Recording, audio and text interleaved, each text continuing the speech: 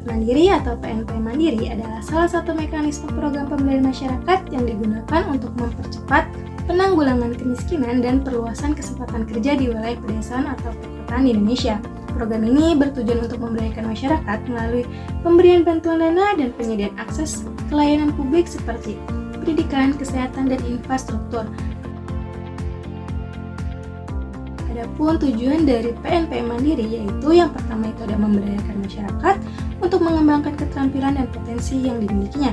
Yang kedua itu ada meningkatkan akses masyarakat terhadap layanan dasar seperti pendidikan, kesehatan, dan perumahan. Yang ketiga itu ada menyediakan sumber daya dan kesempatan bagi masyarakat untuk meningkatkan kesejahteraan dan mengurangi kemiskinan. Selanjutnya, ada langkah-langkah dari PNP Mandiri yang terdiri dari 4 tahapan utama, antara lain itu ada perencanaan partisipatif, pelaksanaan, pengawasan dan evaluasi, dan yang terakhir itu ada pemberdayaan masyarakat. Berikut adalah beberapa kegiatan utama yang dilaksanakan. Yang pertama itu ada pemberian bantuan langsung untuk masyarakat atau BLM, yang dimana dana ini dapat digunakan untuk berbagai keperluan seperti pendidikan, kesehatan, pengembangan usaha. Yang kedua itu ada pelatihan dan pemberdayaan ekonomi. Tujuannya adalah agar masyarakat dapat mandiri secara ekonomi dan mengembangkan usaha mereka sendiri. Yang ketiga yaitu ada infrastruktur desa, yang dimana hal ini termasuk pembangunan jalan, jembatan, irigasi, dan fasilitas umum lainnya. Yang keempat itu ada pendidikan dan kesehatan. Dukungan ini diberikan untuk memperkuat sekolah, puskesmas, dan fasilitas kesehatan lainnya. Yang kelima itu ada partisipasi masyarakat. Masyarakat dapat terlibat dalam perencanaan, pelaksanaan, dan pemantauan program.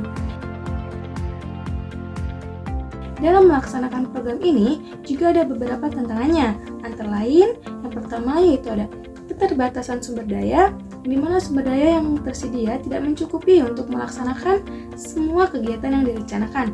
Keterbatasan anggaran, tenaga kerja, dan infrastruktur dapat menjadi hambatan dalam mencapai tujuan program. Yang kedua yaitu ada koordinasi antar lembaga.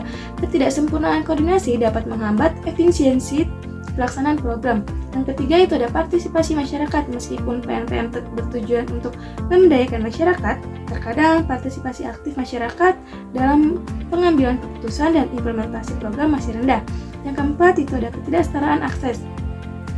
Beberapa daerah, terutama yang terpencil dan terisolasi, menghadapi tantangan dalam akses terhadap layanan dasar seperti pendidikan, kesehatan, dan infrastruktur.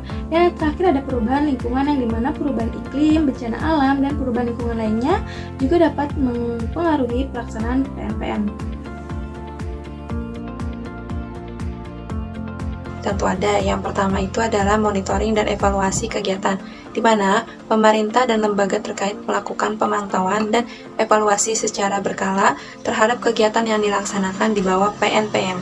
Ini melibatkan pengumpulan data, analisis kinerja, dan penilaian dampak dari setiap kegiatan. Yang kedua, evaluasi partisipatif. Selain evaluasi oleh pihak eksternal, partisipatif aktif masyarakat juga diperlukan. Masyarakat yang terlibat dalam program memberikan masukan tentang keberhasilan, kendala, dan perubahan yang perlu dilakukan. Yang ketiga, evaluasi keuangan. Evaluasi keuangan melibatkan audit terhadap penggunaan anggaran PNPM. Tujuannya adalah memastikan dana digunakan sesuai dengan rencana dan tidak ada penyimpangan. Yang keempat adalah evaluasi kualitatif. Selain data kuantitatif, evaluasi juga mencakup aspek kualitatif seperti perubahan sosial, peningkatan kualitas hidup, dan partisipasi masyarakat. Selain itu juga dilakukan dengan wawancara, diskusi kelompok, dan studi kasus digunakan untuk mengumpulkan informasi ini. Yang selanjutnya itu ada evaluasi terhadap sasaran, di mana evaluasi juga dilakukan terhadap pencapaian sasaran program seperti peningkatan akses pendidikan, kesehatan, dan infrastruktur. Apakah program telah berhasil meningkatkan kesejahteraan masyarakat yang dituju? Nah, selanjutnya itu ada evaluasi terhadap inovasi.